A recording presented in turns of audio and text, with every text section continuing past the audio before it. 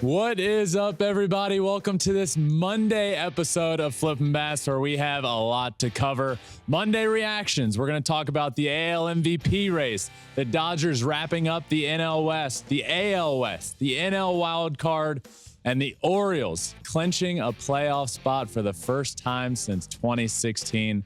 It's also Monday, which means Mondays with Mom. Team of the week, player of the week, power rankings. This one's going to be a lot of fun. Let's get to it. Fly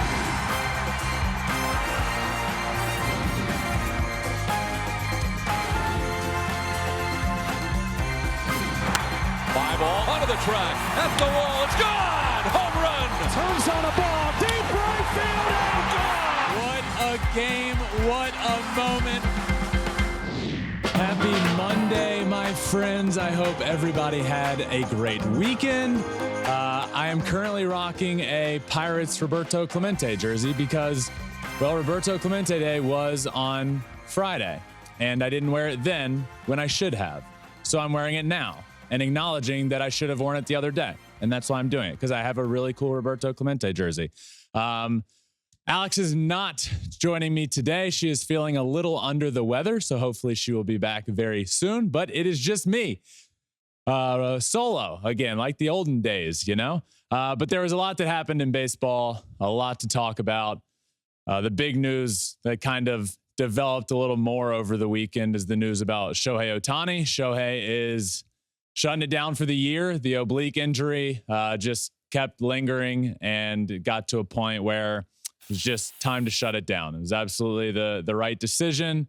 He's going to be out for the remainder of the season. Did an emergency podcast all about this on Saturday and everything I know and everything I know about the injury and his future and all of that stuff. So did an emergency podcast on Saturday. But yeah, Shohei is done for the season. And this basically just allows it. Look, it's unfortunate. The oblique injury sucks, and obliques are a nightmare. They just continue to linger. And at this point, though he clearly wanted to play, it felt like every single night he was still trying to get back in the lineup, trying to get back. And it just never ended up happening. And it was time to shut it down. But it does allow him to make the decision and to figure out what he's going to do with his. It allowed him to be able to get it done earlier, right? To be able to get the UCL taken care of quicker and be able to come back sooner from it. So it made sense all across the board. But that was some big news that happened over the weekend, which leads perfectly into some Monday reactions. And we're going to start with the AL MVP. The AL MVP race is over. Do not make a mistake about this. Make no mistake about it. The American League MVP is Shohei Ohtani's. It's done. He will win it. He will win it handily, in my opinion. Look, the big difference here is, or the big reasoning I say that is because when you look at the numbers that Corey Seager has been putting up, great. And if it were over the course of a full season, absolutely, the conversation becomes very difficult. But Corey Seager also missed a lot of time. And I don't think there's any way that Shohei isn't the MVP this year. I think it is done.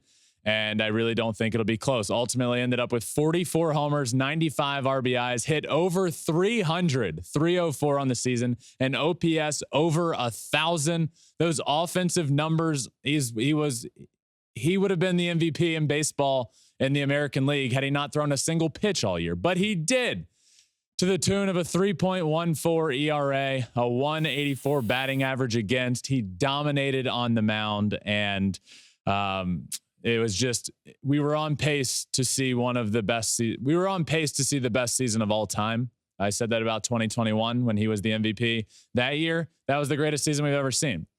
Well, this was going to one up that. What he did offensively this year was absolutely remarkable. So yes, there are some other players having great seasons. Corey Seager being the one that really sticks out to me, that it should absolutely be in the MVP conversation. But the AL MVP race, this news, Shohei being shut down for the remainder of the season, doesn't affect it. Shohei is the MVP of this season. Next up, the Dodgers. The Dodgers clinched again the NL West. They have won their 10th division title in 11 years. That is dominance. That is incredible. A ton of credit due to the Dodgers and that incredible offense that they have. 2 MVPs in that lineup, Mookie and Freddie carrying that team, and they're both going to be in the MVP conversation. I think Mookie is a certainty to finish in the top 3, but there's an argument that Freddie and Mookie both finish in the top 3 or 4 of the MVP voting, which is just remarkable. And it's dominance. It reminds me of a little bit of the Atlanta Braves of the 90s and early 2000s. Dominant. Only one World Series to show for it, which is the name of the game, right? You don't want to be a regular season dynasty. You want to be an actual dynasty and win championships. And this Dodgers team, I believe I worry about the pitching as we head into October, but if you were to tell me right now that the Dodgers end up in the World Series, I wouldn't be shocked because that would mean their lineup that has 2 of the greatest baseball players of all time and 2 surefire Hall of Famers in it means they carried them to October. There's a lot of question marks with the Dodgers, right? And they all come on the pitching side of things. Who are you going to pitch in October? Who's he going to be?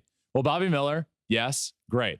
Love Bobby Miller. But then you're relying so heavily on a lot of rookies, a lot of inexperienced arms, which isn't that's not necessarily a bad thing. It's just a lot of inexperience and can be really tough to deal with that in the postseason. But the Dodgers deserve so much credit for 10 division titles in 11 years. It really is rather unprecedented of how dominant they have been. And year in and year out, it just feels like the narrative as you head into the season is, who could take down the Dodgers in this season? Oh, this team could but we've been doing that for a decade now, and nobody does. You know, this year it was supposed to be the Padres. It's going to be the Padres and the Dodgers, and then it was the Giants for the Giants did win it that one year, but it just feels like the NL West is always trying to keep up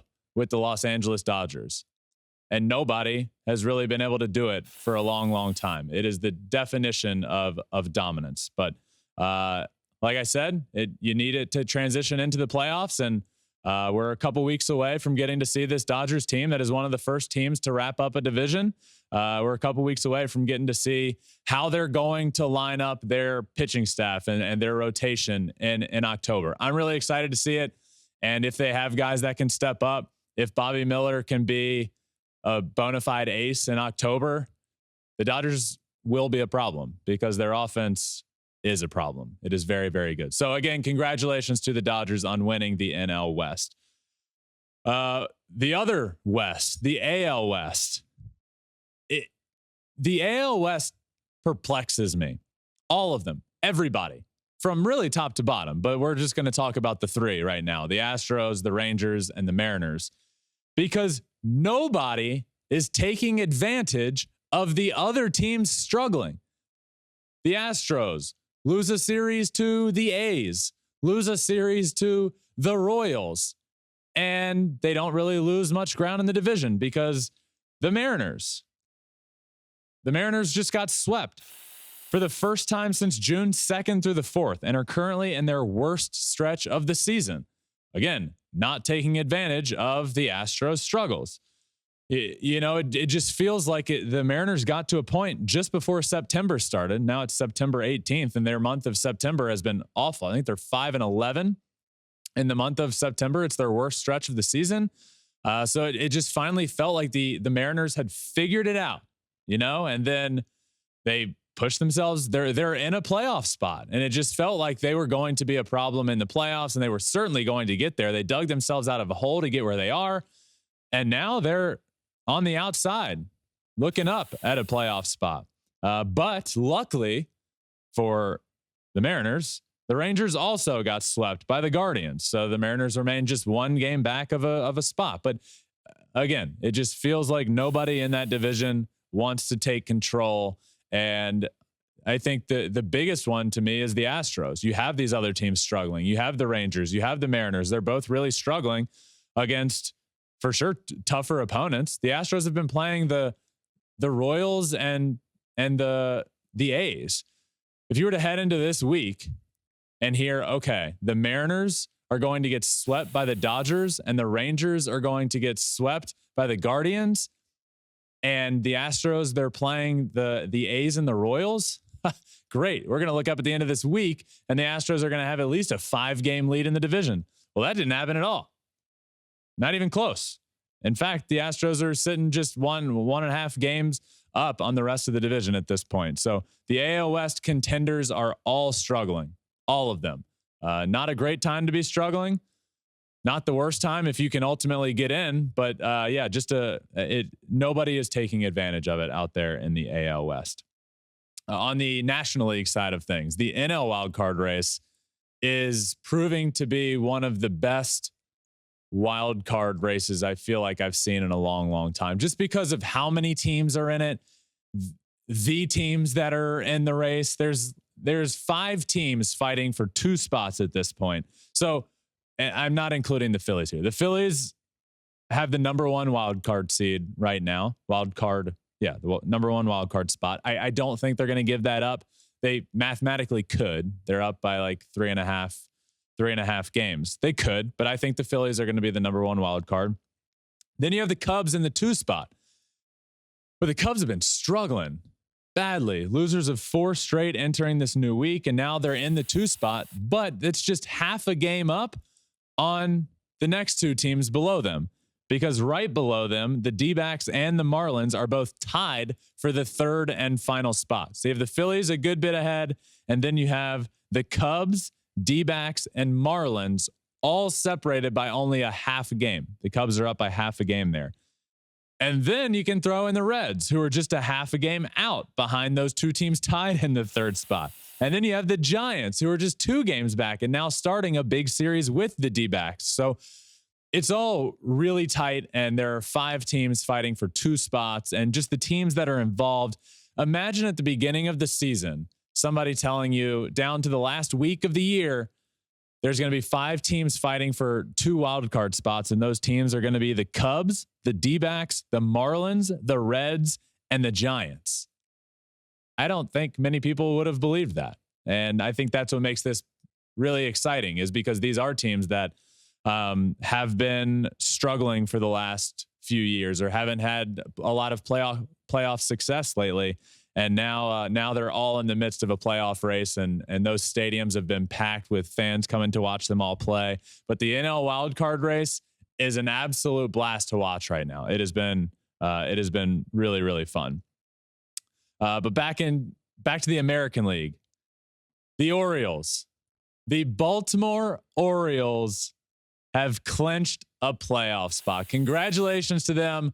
Officially happened on Sunday when they were playing against the Rays, and that was a great series, by the way. The Orioles, the Rays, the clash for the AL East, and the Orioles really just kind of had to hold serve. They have the advantage in the AL East. Worst case scenario, you get swept in a 4-game series, and then the Rays have all the advantage. And guess what? The first 2 games of the series, the Rays won. But Saturday and Sunday, the Orioles come out and win those 2 games, clinch the playoffs on Sunday. And yeah, they've been the best team in the American League for a long time now. It was the Rays, and now the Orioles. The Orioles are fighting for that number 1 seed, and as long as they finish above the Rays, I do believe that the Orioles are going to finish with the number 1 seed in the American League, and Camden Yards is going to be rocking in October. But I really do want to. I want to take a second to discuss the Orioles. One, they're just so much fun. If you're watching right now, you can see the video of their GM Elias doing a beer bong in the locker room celebration after, with champagne getting thrown all over him. But the bong has been a part of the Orioles season all year long. I believe I trademarked it the Dong Bong. I think they actually did that, but it's just a fantastic name. But that's been their thing all year long. The sprinkler, everything they do is like It's like they're telling a story. They have so much fun. You hit a single, you like turn on the faucet. You hit a double, you like squirt out water, and then the bird bath out in the outfield. And then you hit a homer and you get to the dong bong and the dugout. You know, you get it, right? Okay. But honestly, the Orioles deserve a lot of credit here. And it's something I want to discuss because it happened really quickly, right? The Orioles stunk last year until the day Adley Rutschman came up to the big leagues. That's when it all changed. And it's one of the fastest transitions that I've seen in a long time, because let's just step back to 2018, right? And look at their record from there until now. In 2018, as I said, the Orioles the last time they made the playoffs was in 2016.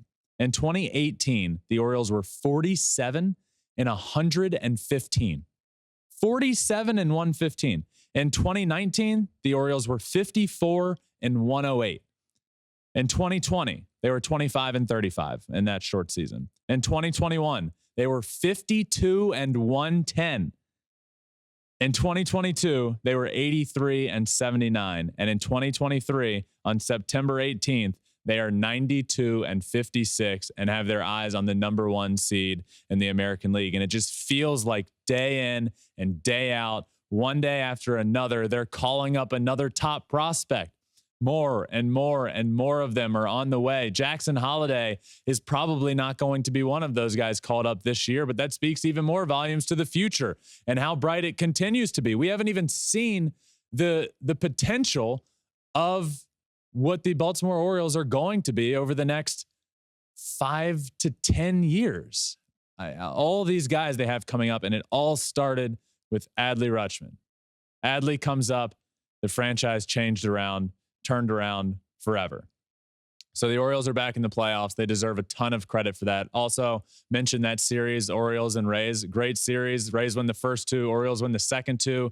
Camden Yards was packed. It was rocking. The game on Sunday was nuts down to their last out. Down to their last out with a runner on first base. They tie it. They tie it up in the 9th. They do the same thing in the 10th, and then they win it on a sac fly in the 11th. And it clinched them the playoffs. And the funny thing about that is both teams actually clinched the playoffs during the game. The Orioles clinched the playoffs with a Rangers loss, I believe, and the Rays clinched the playoffs with, I think it was another Mariners loss. I might be mistaken there, but literally during the game. So they could have both just celebrated right after the game. And but congratulations to the Orioles there. Really, really cool, and a lot of credit deserved to that organization and the way that they have run it for a long time now. They drafted right. They're producing talent correctly. They're bringing them up at the right times, as you can tell with guys. Guys are having success when they get called up and being a big part of that team. And it's really cool to see. And I'm also really excited to see Jackson Holliday in the big leagues. And if you haven't heard much about Jackson Holliday, he's the top prospect in the game of baseball. He is 19 years old. He's Matt Holliday's son. He was last week's Flippin Bats guest, and it was a really, really fun conversation. We talked all about his really fast rise in the organization. He's 19 and in AAA. Just hit his first, actually it was the day after we talked, he hit his first AAA homer. So if you haven't listened, you should go back last Wednesday and listen to that episode, but he is on the way as well. So congrats again to the Baltimore Orioles. Lastly, the Braves got quite the scare over the weekend, or on Friday. The Braves have been the best team in baseball, aside from the Rays' early start to the season. The Braves have been the best team in baseball all year long, and right now it's not even close. The Braves are the best team in baseball. Ronald Acuna Jr. is the MVP of the season of the National League, but Friday night he was removed from the game due to a right calf tightness, and it did not look good when it happened. But they do avoid a major scare. It appears everything is fine. He did not play Saturday. He did not play Sunday, but the latest did come out on it on Sunday and said he feels a little better, but they didn't want him to play on that turf down there in Miami. So the series obviously ended on Sunday. They took him out, didn't want him to play for the rest of that series. They're going to work him out on Monday today. and assess him from there. But he said afterwards, I feel good. It just felt like a cramp. We'll just see how I come in tomorrow and how I'm feeling and if I can play. Now, that was after the injury. He did not end up playing over the weekend. But yeah, as long as that would be a nightmare. That would be a nightmare if something happened to Ronald Acuna at this point. It would be a nightmare for the Braves. It would suck for baseball. But this was the quote from the manager, Brian Snitker, on when he left him out of the Saturday lineup. His calf's still tight. This turf is hard on those guys. We just don't want to take any chances. And they did the same thing on Sunday because of the turf, kept him out. And honestly, yes, keep him out as long as he needs to. There's like 2 weeks left in the year. Obviously, he wants to play. He should play. There's no reason for him to force something, even if he feels it a little bit. Though, if you don't play for too long, the MVP race that I do believe is Ronald Acuna's, it comes a lot more into play with Mookie. Mookie is not far behind. And if Mookie goes off these last couple of weeks and Ronald Acuna Jr. isn't playing, that's a different conversation. But I do think, I think we're going to see Ronald Acuna Jr. back in the lineup this week, if not early in the week. And luckily, the Atlanta Braves avoided a major scare there. So those are all the reactions from around the league and everything that happened over the weekend and over the last few days. But it's Monday, which means Mondays with Mom. Now, my mom has, over the last few, my mom loves this segment, Mondays with Mom. Of course she does, and loves being a part of the show. And there was one time, I think it was 2 weeks ago, we didn't do Mondays with Mom, and she let me hear it. She did not like that we did not do Mondays with Mom. So this week's Mondays with Mom comes just a little earlier today. I informed her that I didn't feel like I had anything. So I texted her, I said, hey, don't think I have anything for Mondays with Mom, just FYI, just went back through. And her response gave me everything I needed. I'm thinking, but not coming up with anything. You might have to just make something up. These things have to be organic for me, LOL. Please don't do away with my segment, though. I probably don't have anything because I've been really concentrating on the Astros, and they've been giving me a lot of anxiety. That's perfect. That's perfect. Thank you, Mom. The Astros are going to be just fine, I think, but I'm able to say that because the rest of the division has been stinking as well. So Mondays with Mom, always a lot of fun when I do it, and it'll forever be done because she yelled at me when we didn't do it that 1 week. So that's Mondays with Mom. It is now time for Team of the Week. I'm going to head up to our brand new LED floor and wall up here for this week's Team of the Week. So we're going to go around the infield, catcher all the way through the outfield, DH, starting pitcher, closing pitcher. I am going to preface this by saying this week's Team of the Week was by far the most difficult team I've ever had to put together. Nobody in Major League Baseball went off this past week. I mean, and these names, there's really not many superstars in this Team of the Week. These guys had good weeks. Obviously, they had the best week of anybody in baseball. But I was like going through and picking my Team of the Week, like, wow, this was not a great week for a lot of guys in Major League Baseball, at least offensively. So we're going to start with catcher. This week's catcher on Team of the Week is Jake Rogers. Detroit Tigers Jake Rogers hit .462 on the week with a homer and a 1.154 OPS. Jake Rogers has been playing really well lately, and he is really close to hitting 20 home runs this season. So like a sneaky good year for Jake Rogers. Let's move on over to first base. You got Lamont Wade Jr. Really good for the Giants this week. Hit .476 with a homer, and it had an OPS just south of 1,200 on the week. Great nickname as well when he does something in a night game. Late Night Lamont, which is just a great nickname. He is my first baseman on Team of the Week. Let's move on over to second base. You have Andy Ibanez of the Detroit Tigers. Look at the Tigers getting some love in here this week. Hit .438, a homer, a 1214 OPS on the week. He is my second baseman on Team of the Week, and another underrated player. Andy Ibanez, underrated baseball player. Let's move on over to third base. My third baseman on team of the week is Eleuteris Montero of the Colorado Rockies. Again, a lot of names on here that people might not know, which is actually why I love doing this segment every week, because of course you end up a lot of times with the Ronald Acuñas and the Aaron Judges and the Mookie Betts and the Shohei Ohtanis on here. But this is week to week, and a lot of these players are able to be acknowledged that might not typically be. So he had a great week, 360 on the week, a homer, 4 RBIs, and an OPS of right around 1,000 on the week. Let's move on over to shortstop. My shortstop on team of the week for the Los Angeles Dodgers is Miguel Rojas. Miguel Rojas hit .412, had a homer, 4 RBIs, and an OPS over 1,000 on the week. Miguel Rojas is going to be a big part of this team as we head towards October. Obviously, Mookie and Freddie, as I talked a lot about, make that offense go. But having depth in that lineup, and if Miguel Rojas is producing, and as he was this week, hitting over 400, it just makes that lineup so much deeper and so much more dangerous. So he is my shortstop. Let's move on to the outfield, where we have 3 outfielders, regardless of their position. It's just 3 outfielders. So if there's somebody in center and that doesn't play center, it's like, just don't yell at me. First up, Oswaldo Cabrera, New York Yankees. I love that the Yankees have just they're letting the kids play. You know, they call up Jason Dominguez, who unfortunately ended up having to get Tommy John, but Oswaldo Cabrera as well, 364 homer, 3 RBIs, and OPS over 1,000 on the week as well. Really good week for Oswaldo Cabrera in left field for the Yankees. And center field for the Tampa Bay Rays on my team of the week is Randy Arozarena. Hit .400 with a homer, 3 RBIs, and again, an OPS over 1,000 on the week.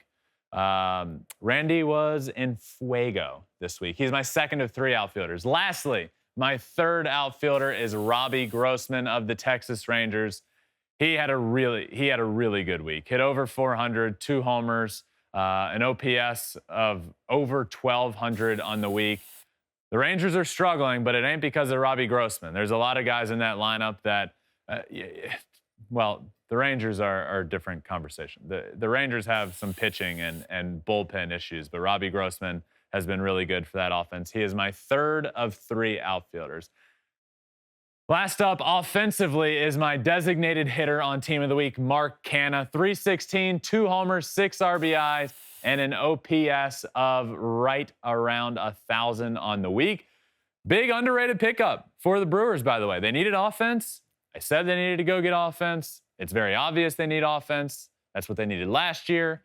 I said last year the Brewers need to go get offense, and all they did was trade away Josh Hader.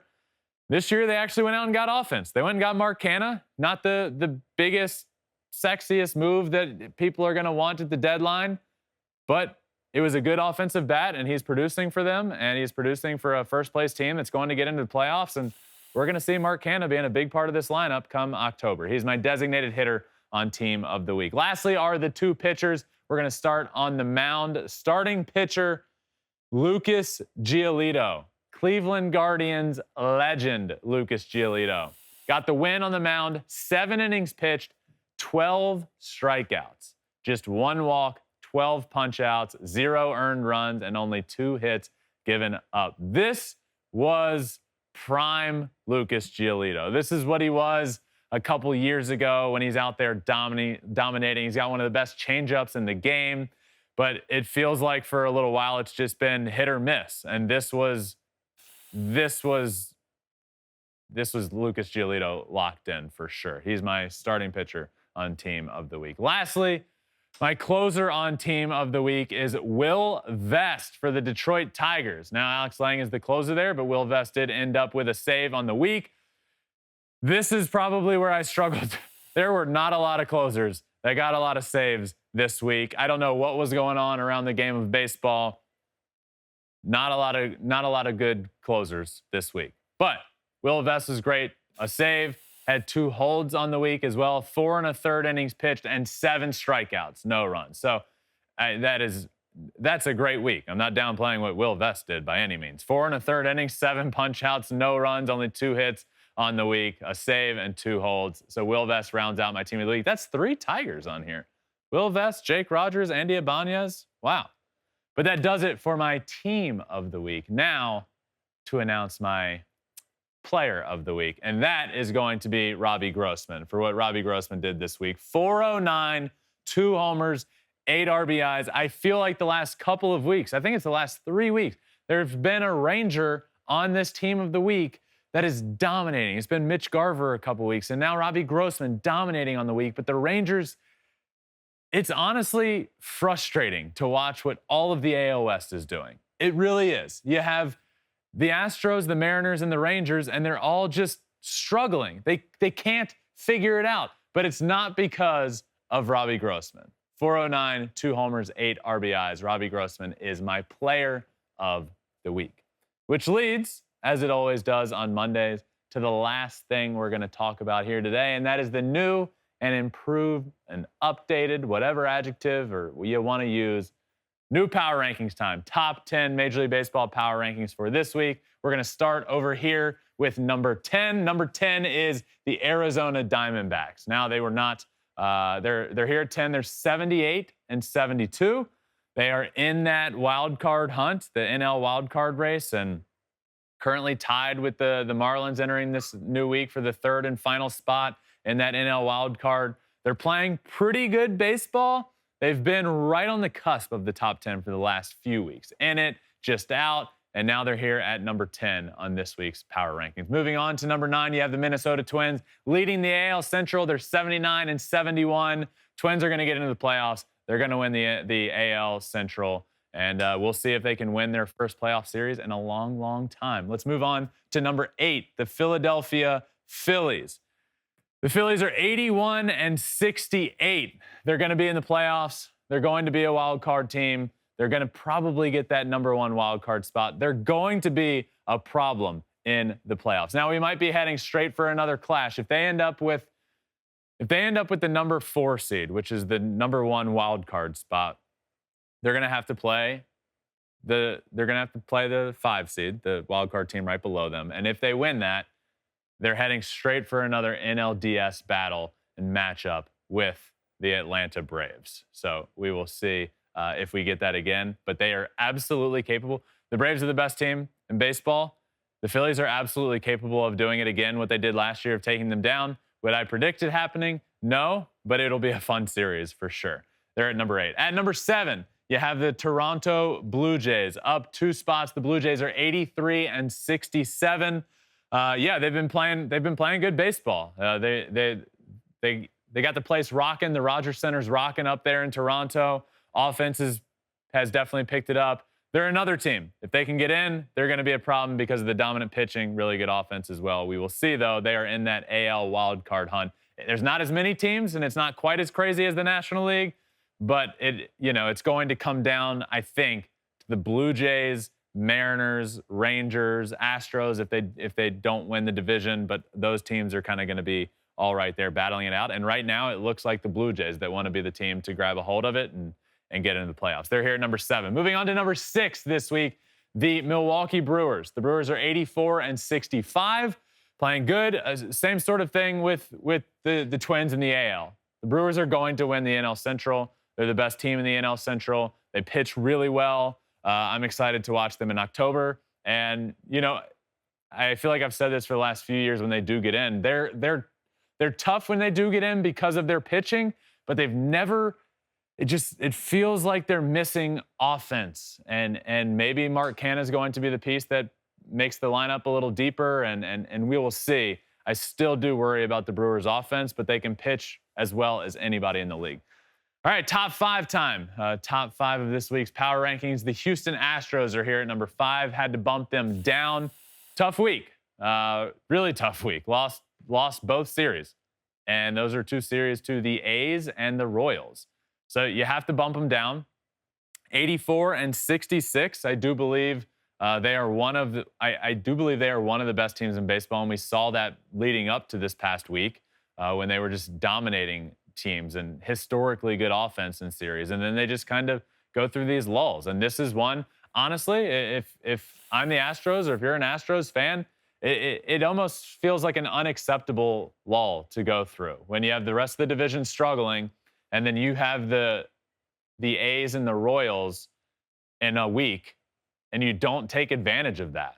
That's tough, and that could potentially come back to haunt them. You don't want to get in as a wild card. You want to get in as the division winner, and we will see if they are able to hang on. They are still in that lead spot in the division because the other teams have not been doing well, but they did not take advantage of it. So let's move on to number 4. The Tampa Bay Rays, who have moved up one spot. The Rays are 92-59. The Rays could have potentially, after this weekend, a 4-game set with the Baltimore Orioles. Things could have really gotten tricky. They won the first 2 games of that series. Then you look at the division and the Orioles start scratching their head, and it's like, oh my God, what is happening? Are we really not going to win the division after all this time? And then Saturday and Sunday, 2 really good games. The Orioles come out on top there, end up splitting that series with the Rays. But a good week for the Rays. They've been playing really well. Obviously, great start to the year. Historically good start. Then a very, very average lull in the season for a long time. And now they've picked it back up again. 92 wins. Rays are here at number 4. Let's move on to number 3 in this week's Power Rankings. We have the Los Angeles Dodgers. They are staying put here at 3, 91-57. Again, congratulations to the Los Angeles Dodgers for clinching the NL West title, their 10th in 11 years. That is a remarkable feat. Congratulations to them there. Let's move on to number 2. Number 2, the Baltimore Orioles. Again, congratulations to the Baltimore Orioles for clinching a playoff spot. Their first playoff berth since 2016. The O's are going to be back in the playoffs. Camden Yards is going to be rocking, potentially the number 1 seed in the American League. We'll see what ends up happening there in the AL East. The Rays are still right on their heels. They could potentially come back and win the division. The Orioles do have the more favorable schedule down the stretch, so we'll see how it all turns out. But right now, the Orioles are 93-56 and staying put right here at number 2. And if you're listening, there is no suspense of who is number 1 because everybody knows who is the best team in baseball right now, and that is the Atlanta Braves, who are 96-53, going to get to the 100-win mark, and we might not see many teams get to 100 wins. We might only get 1. We might get, I think the Rays and Orioles are both a possibility to get there. I don't think we end up with a total of 5 teams reaching the 100-win mark, but we will see down the stretch. But the Braves, 96-53 on the season, the clear best team in baseball, and they round out this week's top 10. So, quick synopsis: D-backs, Twins, Phillies, Blue Jays, Brewers, Astros, Rays, Dodgers, Orioles, Braves round out this week's top 10 Major League Baseball Power Rankings. And that also, my friends, wraps up this Monday show. That does it for this Monday show. As I mentioned, Alex is under the weather, not in today. Hopefully she is back very, very soon. But until next time, my friends, make sure you're subscribed anywhere you listen to your podcast, Apple, Spotify. It all really helps, and it's free. Just click the subscribe, follow button. We're also on all social media as well. Twitter, Instagram, Facebook, TikTok, YouTube. You can watch everything we do on YouTube at Flippin Bats Pod for all of them. But until tomorrow, my friends, this has been another episode of Flippin Bats. Peace.